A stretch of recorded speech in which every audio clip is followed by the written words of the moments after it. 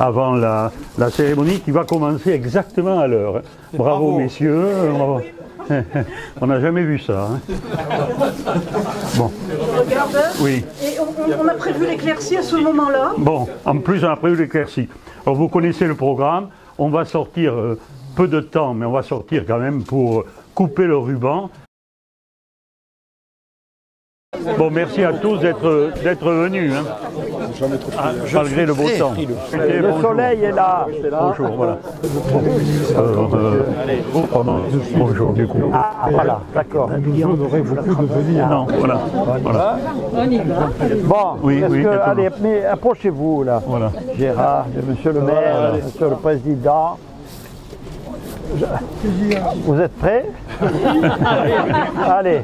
On voit quand même que monsieur le Premier ministre... Oui, j'en ai fait quelques-uns. Rassurez-vous, je ne suis pas un débutant. Hop. Là, voilà. Bravo. Bravo. Hop. Voilà, j'en donne une au président.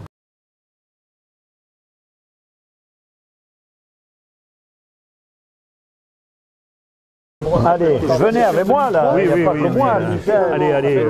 Oui, pour mettre. Où il est le maire? Où il est le maire, pardon. Venez avec nous. En général, c'est le qui là. Oui, qui Voilà. me... Le député. Allez, viens ici. Oui, pardon. Alors, Monsieur le Président, venez Ben là. oui. là, regarde, là, hop, là. Voilà. Allez, c'est toi qui compte, Jean-François. Allez. Je tire. Allez, Oups, c'est le...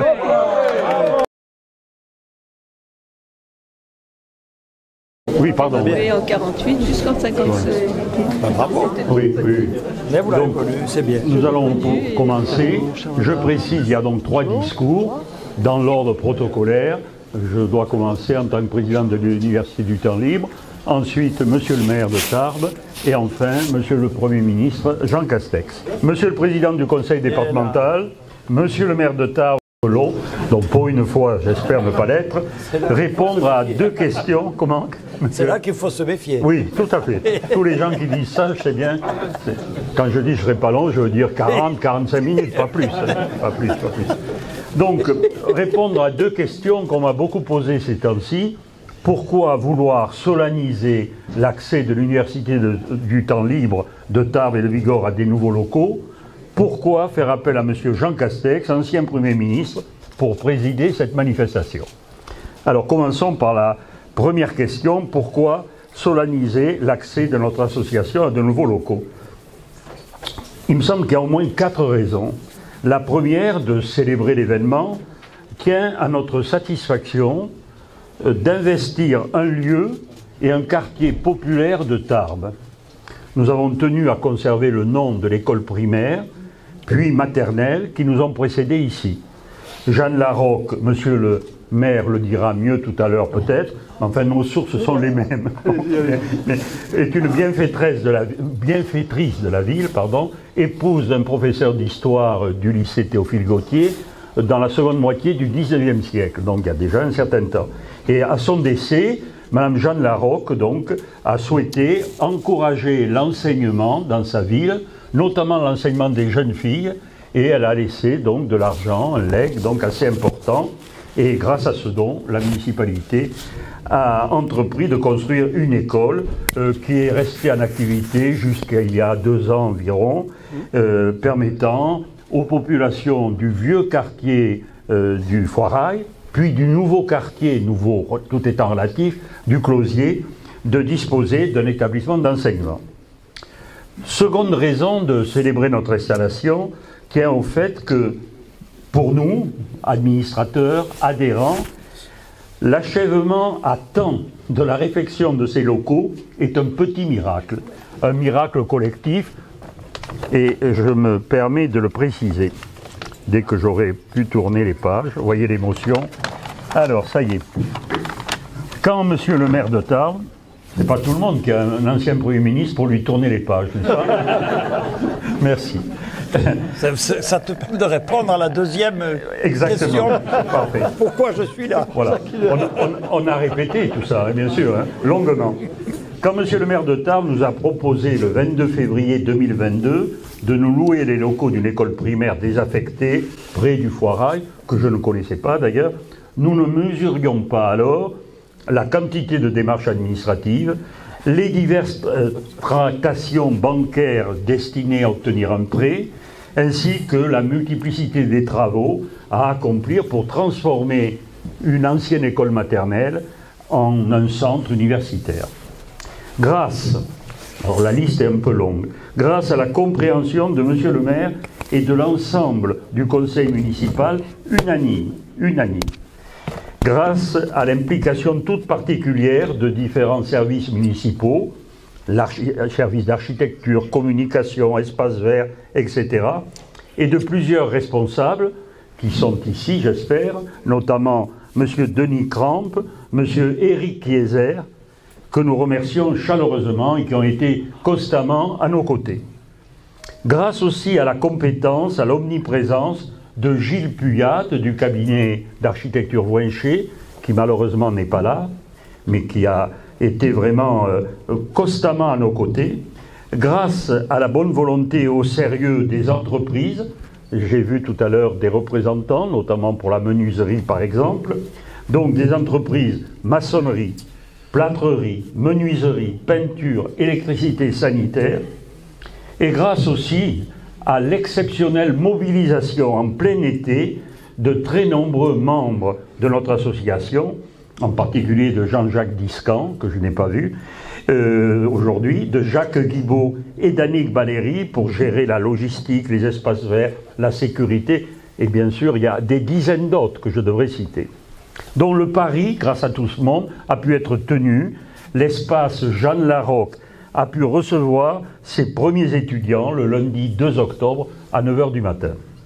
Ce jour-là, l'Université du temps libre a pu proposer, comme tous les ans, mais un peu plus que tous les ans, depuis 19 ans, sa 50aine de cours en art, histoire, géopolitique, lettres, philosophie, sciences fondamentales, langues. 11 langues, monsieur le maire, 11 langues, dont l'arabe, le chinois, etc. Sa douzaine d'ateliers interactifs, informatiques, 6 cours d'informatique, les arts plastiques, la chorale, le théâtre, le cinéma, des activités physiques encadrées, les randonnées en montagne, tous les mardis, la gymnastique, le tai chi, le yoga, le qigong, un laboratoire de recherche sur la mémoire, dont nous sommes très fiers, une chaîne vidéo et une radio podcast. Donc dès le 2 octobre, tout à nouveau a pu bien fonctionner sur le nouveau site Jeanne Larocque et sur le campus universitaire Bastillac-Échesse. Troisième raison de solenniser cette installation est que celle-ci va susciter une véritable révolution dans les rapports entre les 962 adhérents. Car ce matin, nous étions 962 adhérents. Jusque-là, en effet, nous ne disposions que d'un minuscule secrétariat de 4 mètres sur 3 à l'Office de tourisme.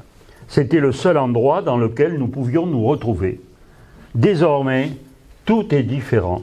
Adhérents et administrateurs ont à leur disposition, outre les 5 salles de cours que nous visiterons tout à l'heure, un vaste secrétariat, un bureau pour les administrateurs, des galeries d'exposition, un studio radio, une salle consacrée à la convivialité avec distributeurs de boissons, réfrigérateurs et fours à micro-ondes. Et quand il fait beau, ça arrive à Tarbes, Monsieur le Premier ministre, quand il fait beau, nous pouvons papoter, échanger dans les 2 cours à l'ombre des 2 cerisiers, du marronnier, etc. Cela transforme, multiplie les relations humaines et les vivifie. Bref, ça change tout. Il n'est pas un jour depuis le début septembre où un adhérent ne nous dise comme on est bien ici. Ah oui, ah oui. Avec l'espace Jeanne Larocque, nous disposons désormais d'une vitrine exceptionnelle qui nous donne une nouvelle ouverture sur la ville, sur un quartier en rénovation, sur le monde extérieur, et c'est capital. Nous avons une 4e raison de célébrer avec une certaine solennité l'inauguration de notre nouveau local. Pourquoi? Parce que le fait que désormais l'Université du temps libre de Tarbes ait accès à un espace propre, qui lui est donc spécialement dévolu, c'est un symbole fort qui marque la reconnaissance publique de ce type d'établissement. Et là, il faut mesurer, je crois, dans l'histoire des universités du temps libre en France, le chemin parcouru depuis 50 ans. Il y a en effet 50 ans, presque jour pour jour, notre collègue toulousain, le professeur Pierre Vélas, lançait à Toulouse la première université du 3e âge en France. Depuis, ce type d'établissement a essaimé partout parce qu'il répond à un vrai besoin de notre société du XXIe siècle, avec notamment le vieillissement de la population. Je rappelle qu'à Tarbes, près de 30% des habitants ont plus de 60 ans. Donc c'est important, c'est notre domaine de recrutement. Alors matériellement, ces multiples universités que l'on trouve partout en France réussissent à survivre, plus ou moins bien, grâce parfois à des subventions de collectivités territoriales et surtout grâce aux cotisations de leurs membres. Il faut savoir qu'à Tarbes, depuis presque 20 ans, l'Université du temps libre, selon les vœux de son président fondateur, Jean Hayet, ici présent, est parvenue à exister uniquement par ses propres moyens, formés par les cotisations des membres. Une seule fois, durant le Covid, nous avons demandé des subventions. Et cet autofinancement nous paraît sain. La société ne doit pas tout demander à l'État ou aux collectivités territoriales.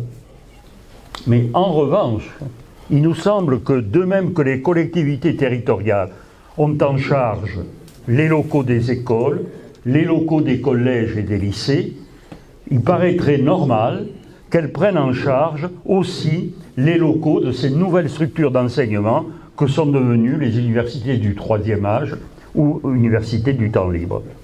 Or, à notre connaissance, bien peu de collectivités ont compris qu'elles avaient désormais un rôle fondamental à jouer en attribuant un espace, et un espace assez vaste, aux universités du temps libre. En passant un bail de 9 ans avec l'université du temps libre, incluant le paiement des charges et le versement d'un loyer mensuel, la municipalité de Tarbes et son maire, Gérard Trémège, ont montré la voie et ont agi comme des pionniers. C'est cette avancée symbolique que nous voulons célébrer solennellement aujourd'hui.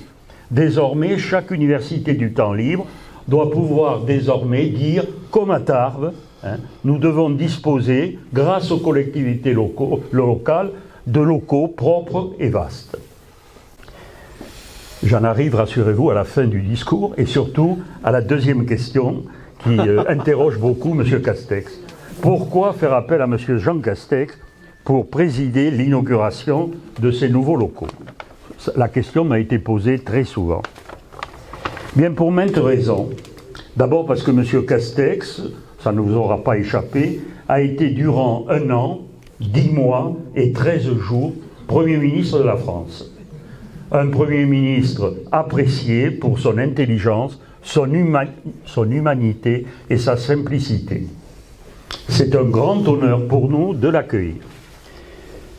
Parce que nous avons pensé que M. Jean Castex, qui a accepté de présider bénévolement la Fondation nationale Agir contre l'exclusion, est particulièrement ouvert à l'idée de mise en place de structures telles que les universités du temps libre, qui ont pour objectif de favoriser la formation culturelle de personnes n'ayant pas toujours eu la chance de faire des études et de s'initier aux nouvelles technologies. Troisième raison, parce que cet ancien Premier ministre est de chez nous, de la Gascogne et des Pyrénées. Natif de Vic-Fezensac, fils d'instituteur, il a fait une partie de ses études secondaires, vous le savez, au collège haut-pyrénéen de Garaison. Et il a choisi d'habiter avec sa famille à Prades, dans le département voisin des Pyrénées-Orientales. Et enfin, dernière raison, c'est parce que cet ancien Premier ministre a fréquenté un court moment, au début des années 80, l'université de Toulouse-Le Mirail, qui est dénommée aujourd'hui Université Jean Jaurès. Et que par hasard, nos deux trajectoires s'y sont croisées, lui comme jeune étudiant d'histoire et moi comme enseignant. Donc c'est pour moi aujourd'hui une belle occasion, peut-être une occasion unique, de rappeler que cette université du Mirail, souvent décriée, a participé à la formation de nombreux acteurs de notre société actuelle. Personnellement, je suis fier d'avoir compté parmi mes étudiants d'histoire contemporaine, outre évidemment M. Jean Castex, mais aussi l'actuel directeur du Centre culturel du Parvis, qui n'est pas là, mais qui s'est excusé, le directeur des publications La Dépêche, La Nouvelle République, qui a également fait un mémoire d'histoire contemporaine avec moi, le suppléant d'une de nos sénatrices, ici présente, Pierre Abadi, nombre d'enseignants actuels de lycées et collèges haut-pyrénéens et toulousains, ainsi que d'universités voisines et même parisiennes, puisque j'ai vu tout à l'heure parmi vous un professeur d'une université parisienne. Donc ce que je veux dire, c'est qu'à mes yeux, l'institution universitaire, en dépit de certains dysfonctionnements, elle n'est pas parfaite évidemment, reste quand même l'un des fleurons de notre République. Voilà pourquoi d'ailleurs à l'UTL, nous tenons à conserver des liens étroits avec les divers établissements du pôle universitaire Tarbes, qui devrait dans quelques semaines, vous le savez, devenir l'université technologique de Tarbes, c'est-à-dire l'IUT, l'ENIT, l'INSPE, l'ESTAPS, qui depuis de nombreuses années accueillent nos cours à fort effectif. En terminant, j'ai une pensée sincère et émue pour tous les amis adhérents disparus depuis la fondation de notre université, notamment de notre doyen Jean-Marie Essa, très présent, très reconnaissant à l'UTL, qui a brutalement disparu à la Noël dernier, à quelques mois de ses 100 ans. Merci à tous pour votre écoute, merci d'être venus aujourd'hui participer à cette inauguration, selon nous, pleine de sens et de promesses. Bravo.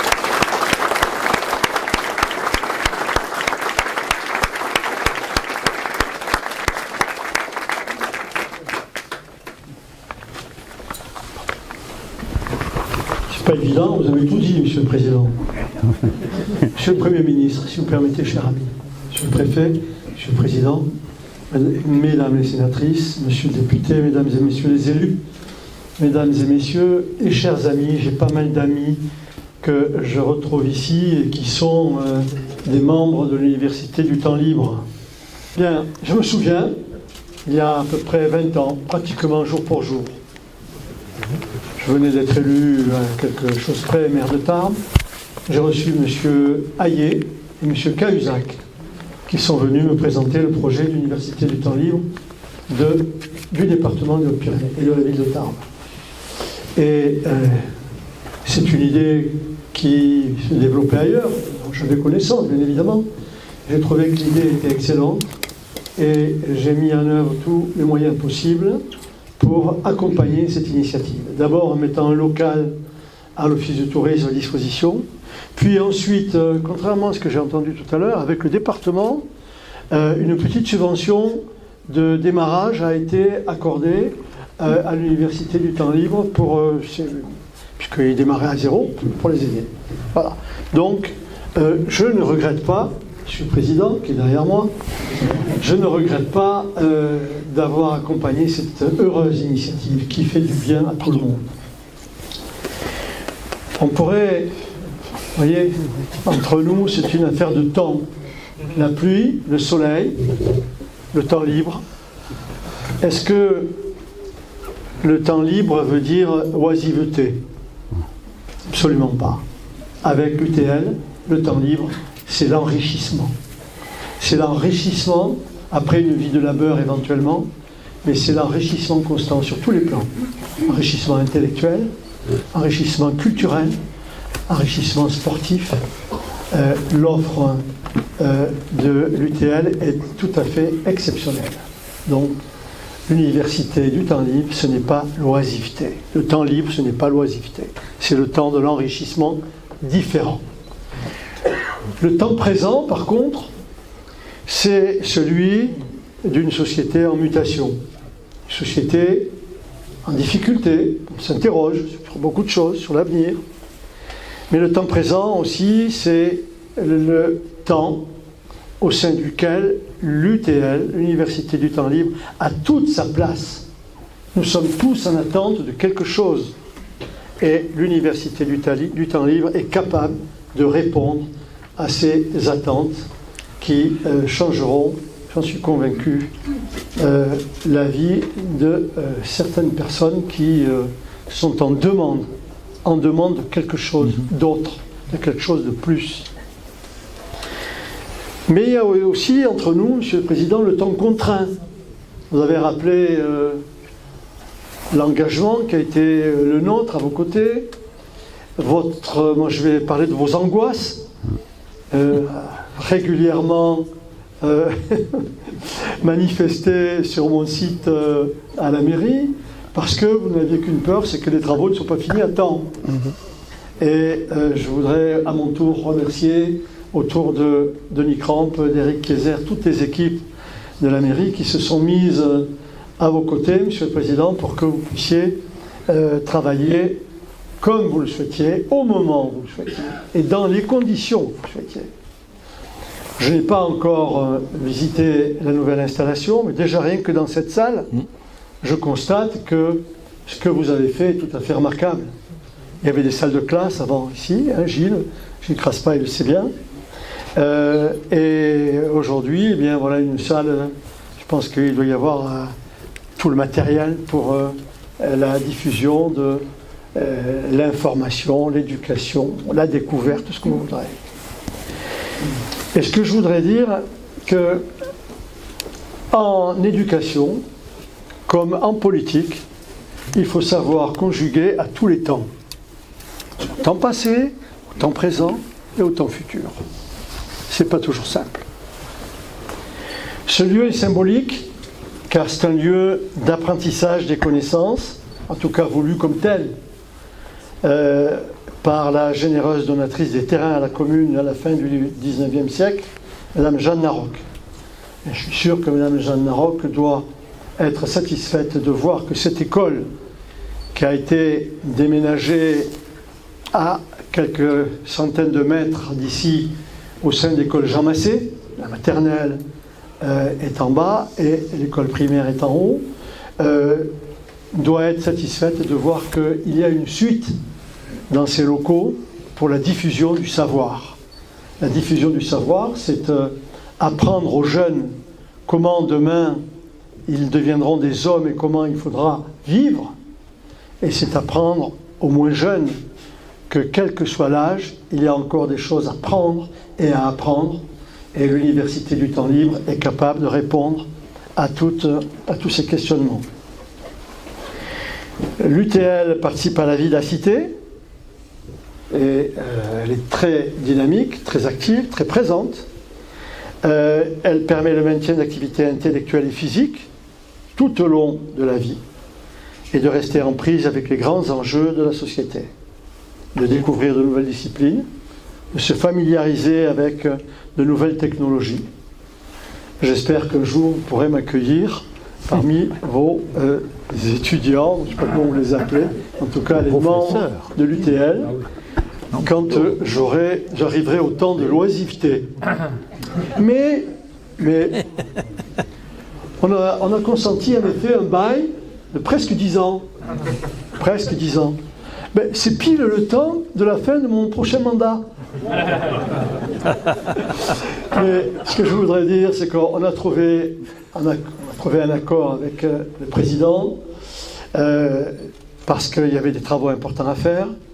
La ville de Tarbes en a pris en charge à peu près pour 50 000 euros et l'UTL a pris en charge pour 166 000 euros. Même un peu plus. Ah, moi, c'est ce que j'ai. Hein. Oui, mais l'ardoise a augmenté un peu. Ah, l'ardoise a augmenté depuis. Là, 200 000 ça dépend. euros. Il ne faut pas avoir des envies de richesse. Il ne faut pas avoir des envies de richesse. En tout cas, des travaux importants que vous avez faits dépassent 166 000 euros. Et c'est précisément pour que cet investissement soit récupéré par l'UTL que nous avons consenti un bail gratuit, un loyer gratuit, pendant 7 ans, pour que vous puissiez récupérer l'investissement que vous avez réalisé. Je voulais remercier les entreprises qui ont réalisé tous ces travaux. Moi, ce qui m'intéresse, c'est que, au-delà de ce geste consenti ensemble, de faire en sorte que l'UTL puisse s'installer chez elle. C'est différent quand on se sent chez soi, n'est-ce pas, Monsieur le Président? Absolument. Vous qui aimez bien vos aises.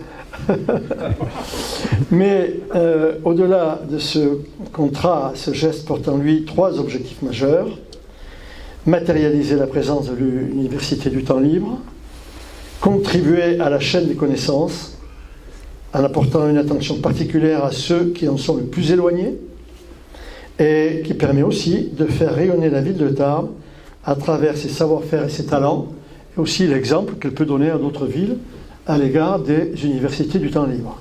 Je voudrais dire à Monsieur le Premier ministre combien nous sommes heureux et fiers de l'accueillir ici aujourd'hui pour cette inauguration. Ce n'est pas la première fois que vous venez à Tarbes. On a eu l'occasion de se rencontrer à Tarbes, à Lourdes, à plusieurs reprises. Je voudrais vous dire combien nous avons été heureux de vous avoir comme Premier ministre. Le Président a fait le panégyrique de votre action au gouvernement. Je voudrais vous dire que pour nous, en tant qu'élus, vous avez été un Premier ministre à l'écoute du pays, à l'écoute des élus. Et pour nous, c'est important. C'est important. J'aimerais bien que cette qualité d'écoute soit une qualité qui vogue dans les ministères ou dans les palais les plus beaux de notre capitale. Merci à toutes et à tous.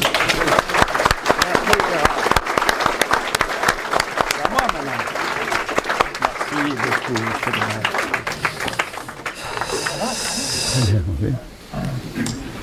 Monsieur le préfet des Hautes-Pyrénées, monsieur le maire de Tarbes, qui nous accueille dans sa belle ville, je salue les parlementaires, monsieur le député, madame la sénatrice honoraire, monsieur le président du conseil départemental, très cher Michel, je suis vraiment très heureux de vous retrouver à toutes et à tous. Je salue les élus, l'ensemble des présents et bien sûr notre hôte du jour, celui qui effectivement est responsable de ma présence cet après-midi parmi vous, cher Jean-François Soulet. Puisque vous m'y avez un peu invité, je vais, vous me le pardonnerez, effectivement commencer par quelques considérations d'ordre personnel, car elles ne sont pas étrangères à ma venue ici, même si, comme vous l'avez souligné, monsieur le maire, ce n'est pas la première fois que je viens à Tarbes et dans les Hautes-Pyrénées. C'est vrai que D'abord, je vais vous le rappeler, ça n'a pas été dit, j'ai passé mon bac à Tarbes, au lycée Théophile Gautier. Je m'en souviens très très bien, même si c'est vieux. 1982, hein, vous voyez. Bon.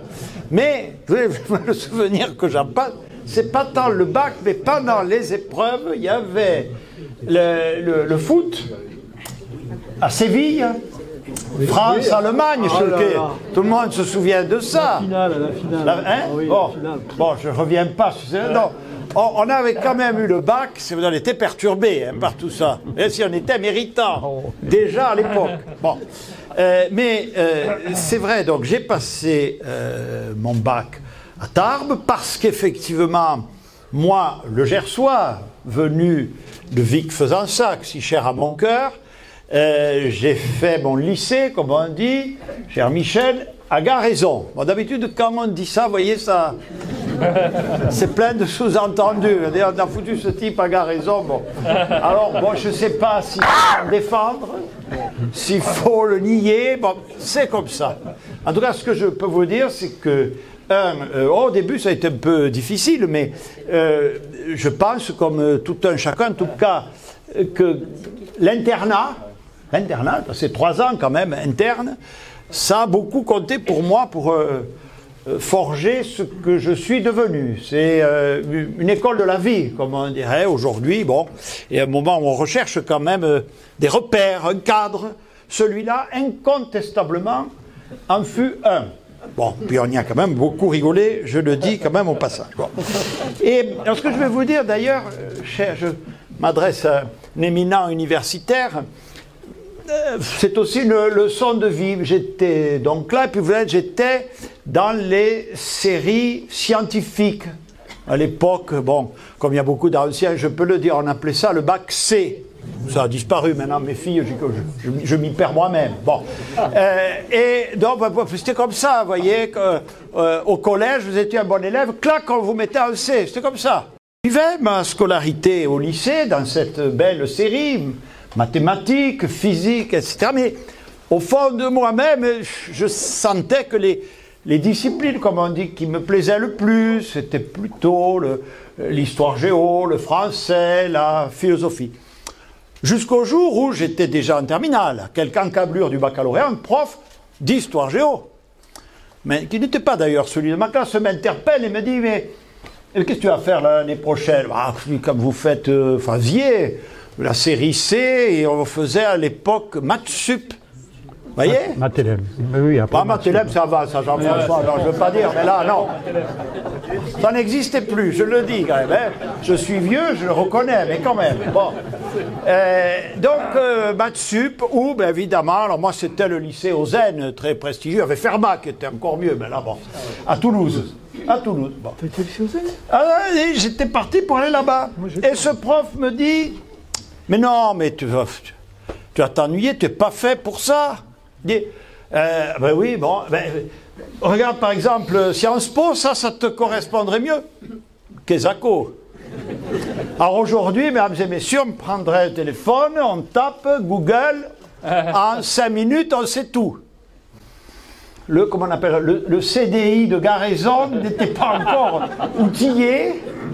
Bon, donc il a fallu faire des recherches approfondies qui ont pris, comme dirait Fernand Reynaud, un certain temps. C'est une vie, c'est comme ça. Pour comprendre ce dont il s'agissait et m'apercevoir qu'effectivement, ce prof avait raison. Ça me correspondait mieux. Donc je bifurque. Bon, oui, mais il y a un concours quand même pour rentrer. Je laisse passer le délai, mal informé que nous étions. Et donc, qu'est-ce qu'on fait? On va faire de l'histoire. J'ai toujours passionné par ça. Et l'histoire, quelle était la fac, que j'allais dire, territorialement compétente? C'était Toulouse, le Mirail. Bon, moi j'ignorais tout du Mirail à l'époque. Hein. Ah, j'ai appris à connaître. J'ai appris à connaître. Bon. Mais je suis fier d'être passé là, je le dis quand même haut et fort. Je suis revenu là il n'y a pas très longtemps avec ma casquette de président de la fondation Agir contre l'exclusion que Jean-François Soulet a cité tout à l'heure. Et ça m'a effectivement donné l'opportunité, la chance, on est tous marqués par des enseignants, des professeurs. Vous l'avez rappelé, 3 de mes 4 grands-parents étaient instituteurs, hein, outre ma propre mère. Bon. Mais d'être marqué par le prof d'histoire contemporaine. Les autres étaient très bien aussi, mais celui d'histoire contemporaine un peu mieux. Bon, Jean-François Soulet, je me souviens, il avait à la fois des méthodes pédagogiques extrêmement, que je trouvais assez innovantes, je me souviens de cours sur le Premier Empire, etc., qui m'ont, je vous le dis, beaucoup marqué. Bon. Et puis j'ai quitté l'université de Toulouse de Mirail pour passer Sciences Po Paris, etc. Je suis monté dans la capitale, comme on dit ici, classiquement. Bon, mais j'ai jamais perdu cette passion pour l'histoire. Ça a toujours été pour. Ça reste aujourd'hui, vous voyez, presque en dehors de mes activités diverses, je ne lis quasiment que de l'histoire. Comme je dis, quand j'ai été Premier ministre, j'étais interrogé par tous les journaux télévisés, etc. Mais ma plus grande fierté, c'est d'être à la une du numéro 900 d'Historia. Et je le dis, de La Vie du Rail. Voilà, ça, le reste entre nous, que les journalistes ici n'en prennent pas ombrage, mais bon, ça passe. Vous voyez ce que je veux dire? Ça passe. Alors, l'histoire, et donc tous ceux qui ont contribué à me former, et je le dis devant M. Soulet, du style en rougir. C'est vrai qu'après, à Sciences Po Paris, j'ai eu M. Durosel, M. Milza, des très grands, mais il n'a pas à rougir. Je le dis, il n'a pas à rougir.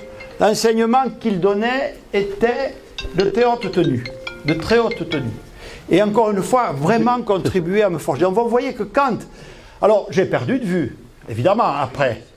Il ne savait pas qui j'étais, c'est normal. J'étais un parmi la masse. Mais moi, je le suivais parce qu'en plus, c'était un universitaire très prolixe.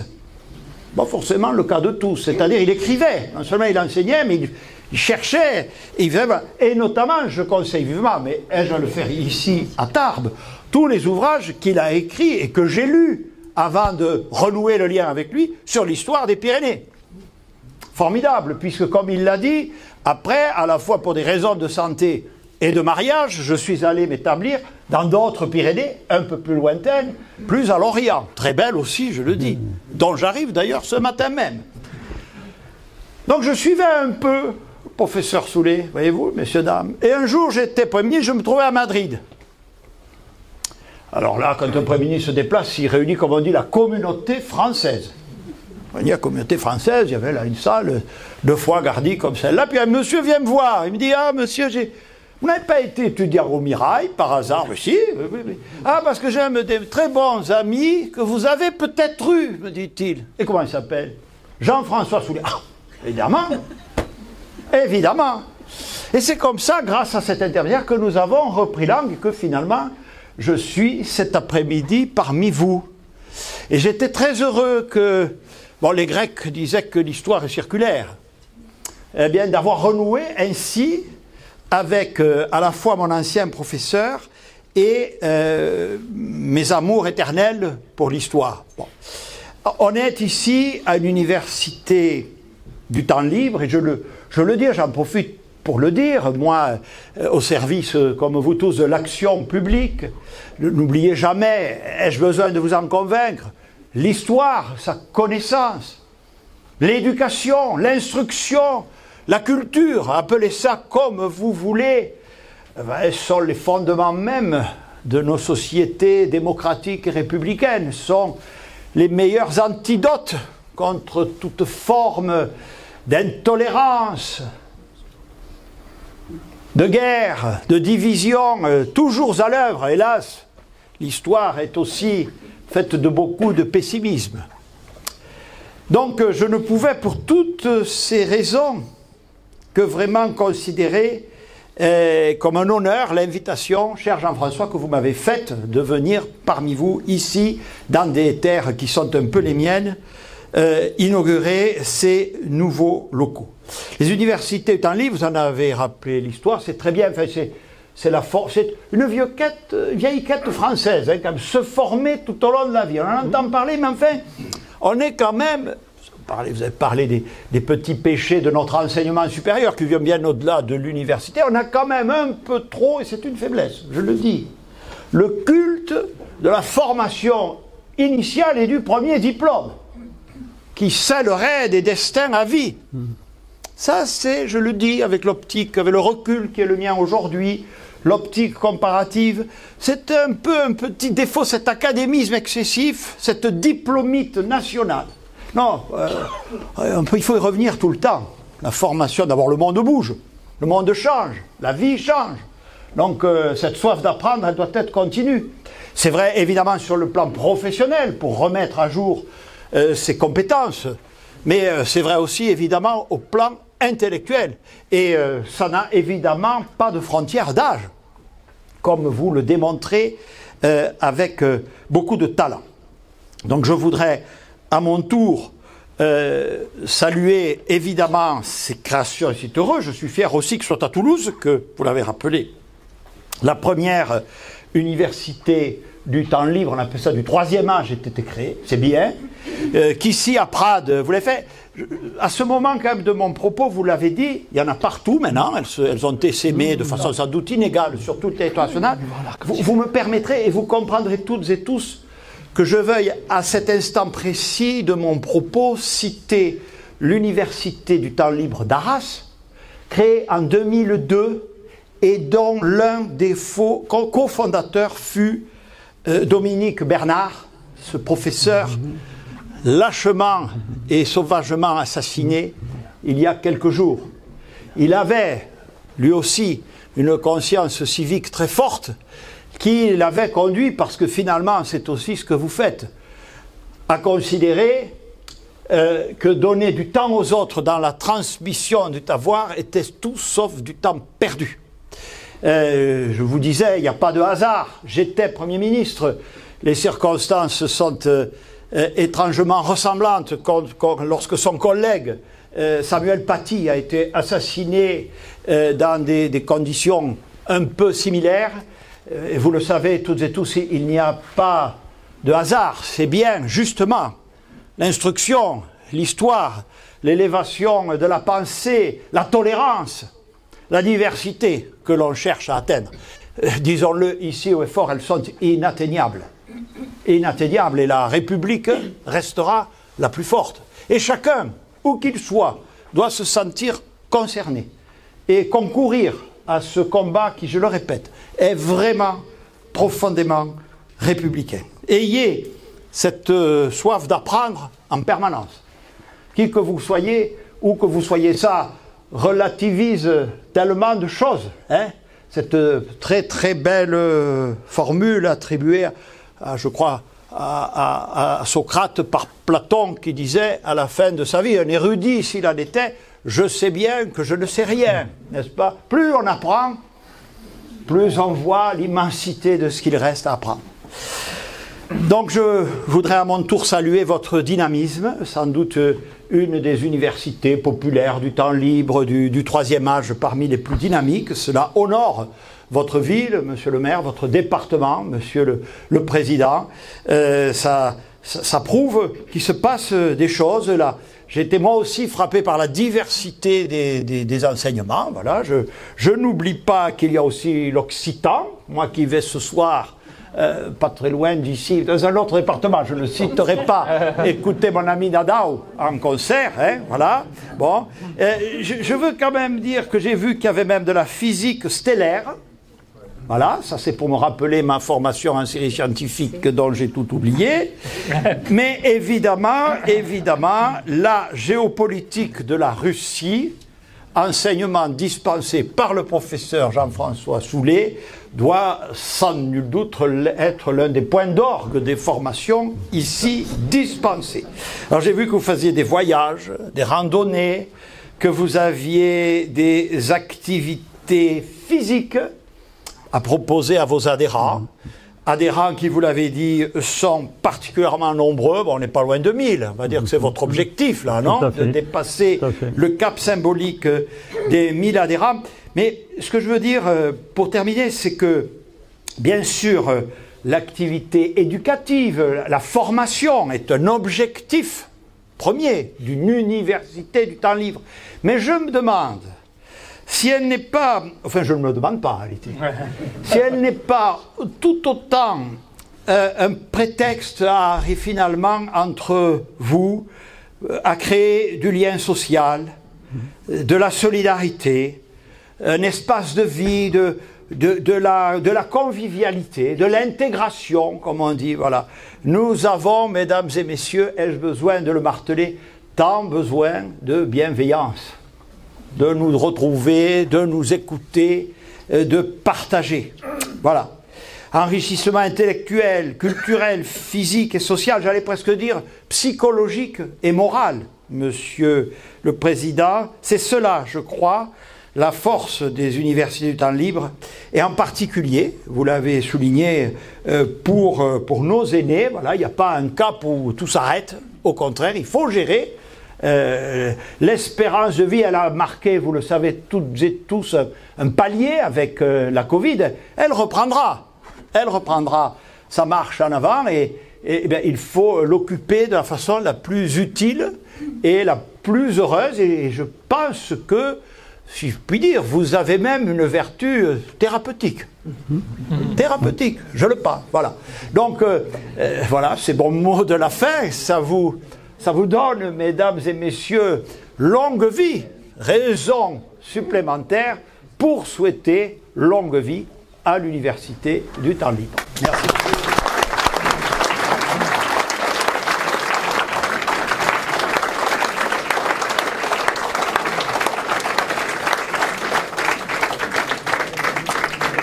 Merci infiniment, Monsieur le Premier ministre. Juste pour compléter vos dernières paroles, un journal local avait titré « L'inscription à l'UTL devrait être remboursée par la Sécurité sociale ».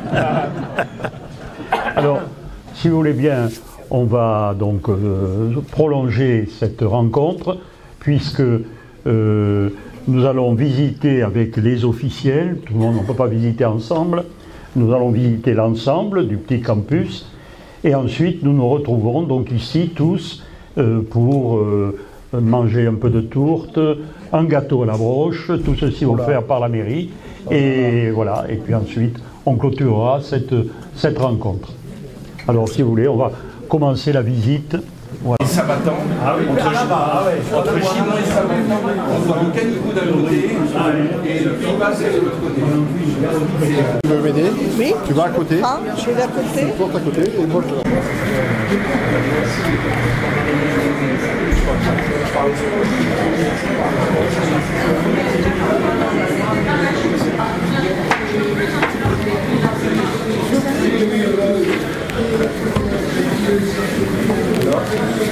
Alors celui-ci c'est le premier 3000. Quand on arrive de l'Atlantique, le premier seuil à 3000 c'est le Balaïdous. Malgré le confinement, mieux protéger nos concitoyens.